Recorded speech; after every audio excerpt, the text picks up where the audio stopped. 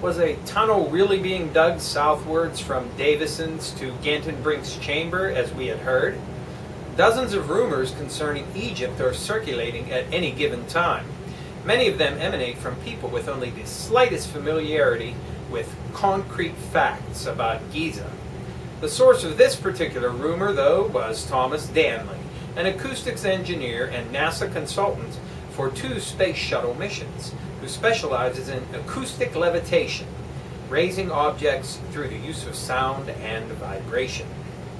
In October and November 1996, he participated in a project of the somewhat controversial Joseph M. Shore Foundation, together with a film crew led by American documentary producer Boris Said.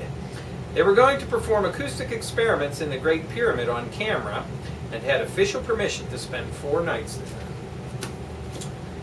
That, once again, is from the Stargate Conspiracy, The Truth About Extraterrestrial Life, and the Mysteries of Ancient Egypt by Lynn Picknett and Clive Prince.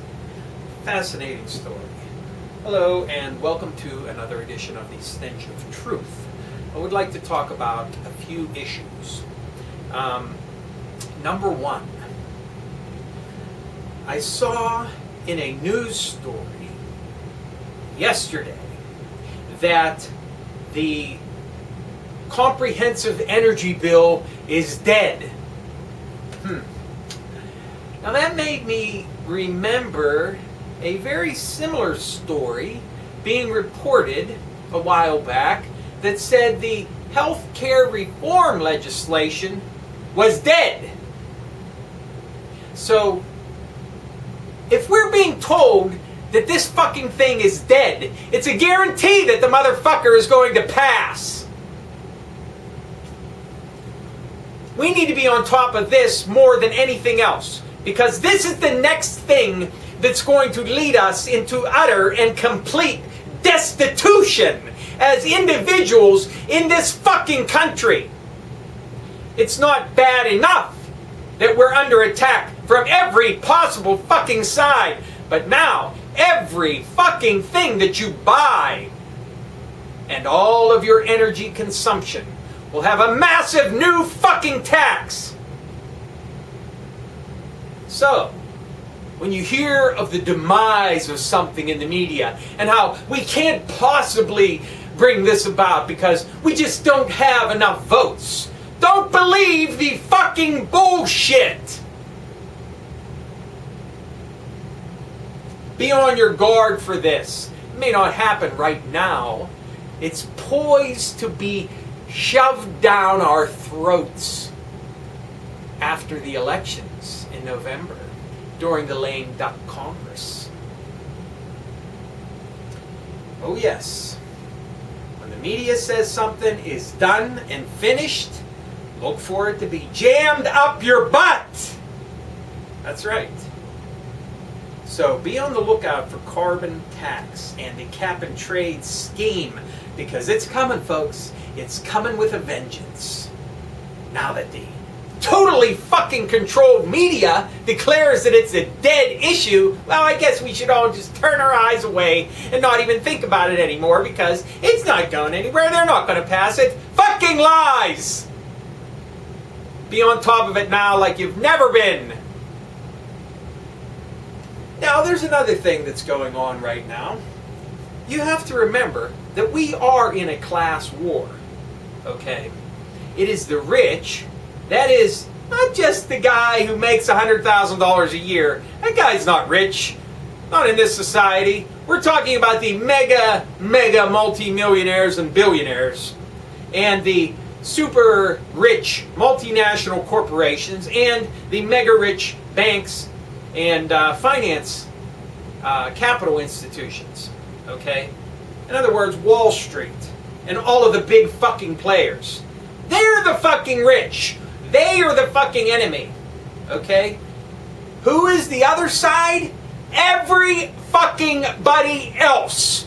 That's the class war.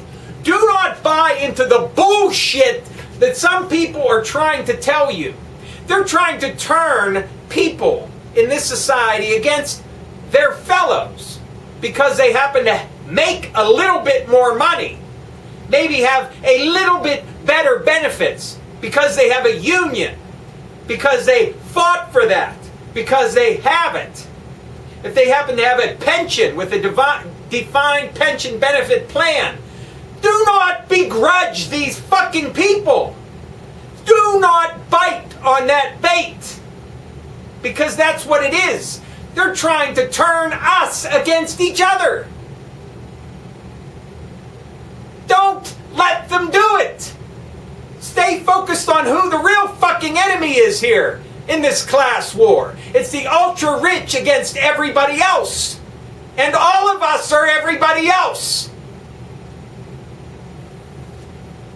You want to make some changes in the workplace environment where you're at. Instead of begrudging people because they fought and struggled through a union to get better benefits and better pay, form a fucking union at your place. And work to increase your fucking own workplace standards and benefits. Don't begrudge the guy down the street because he happens to have it a little bit better off than you. He is not your fucking enemy. Do not bite on this one-class warfare that they're trying to pass on you. Keep your eyes focused on the real motherfucking perpetrators. The ones who are fucking systematically destroying this fucking country, financially and in every other way. Now, the last thing I want to talk about is the movie Salt with Angelina Jolie, which I just came back from seeing. Now, there are going to be a few spoilers in what I have to say, so I'll put a little, I'll put an annotation or a title in here so you know. If you want to avoid finding out about Salt and you don't want to have the movie spoiled for you, then I'll have a little thing there so you'll know when I'm finished. But anyway, in Salt, Angelina Jolie, remember, spoilers here, so if you do not want to have the movie fucking spoiled, do not watch the video that says spoilers. I'll put a spoilers thing there and it'll go away when I'm done talking about it, alright? So Angelina Jolie in Salt is an agent of the CIA, but in actuality, she's a Russian sleeper agent who was trained ever since she was a really small child to infiltrate America, find a position of prominence and use it to get herself up into a position where she could complete a mission that she was assigned to complete. And in the movie, that was to assassinate the president of Russia. And this was to be done on American soil and make it seem like a provocation of the United States against Russia. Okay? And there were many other sleeper agents as well that were coordinating attacks against the United States from Russia in order to bring the glory of grand old Russia back up. Okay? So there was a grand old spy master guy who had all of these kids and trained them to be ultimately ultra loyal and ultra effective and deadly killing machines, etc. And put them all in various places around the country. Well, it turns out that there are a lot of twists and turns in the story, but Salt broke her programming, and instead of fulfilling the mission that she was supposed to fulfill, that was killing the Russian president, she only made it look like he was dead. And then she went back and killed all of her fellow agents. But there were a lot more out there, and in the end of the movie, she, was assisted in escaping by a government agent who believed her about her story. And it's sort of poised for a couple sequels, I guess, where she goes on the hunt for the other deadly Russian sleeper agents. Well, anyway, this is an example of propaganda, okay, where the old Cold War legend is never going to die, because we have people who right now are in positions of power and influence within the Obama, Soetoro, Akhenaten administration here in the United States who fucking hate Russia, who fucking want to destroy Russia, who still have it on their mind that Russia is our ultimate worst fucking enemy and we need to do everything we can to fucking destroy them. That would be Brzezinski and all of his ilk. And this movie is a perfect piece of propaganda to show that we still have an enemy in Russia. Well, by God, they may have been gone for all these years and the Cold War's been over for a long time, but they put these sleeper agents in place and they're just waiting to get us.